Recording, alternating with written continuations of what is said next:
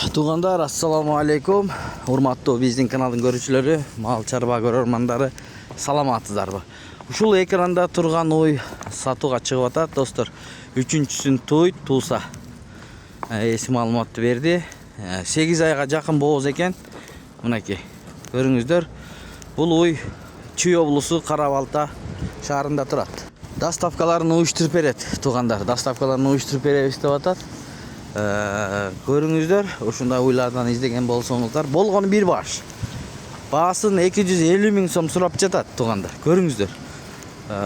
Ушундай кара аңгус уй.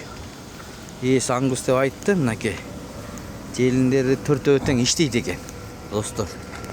Бою 1.38 чыгат экен, туғандар. Жаңы тууганда 25 литрге чейин сүт берген дейт. Ал жагын сүйлөшүңүздөр ээси менен.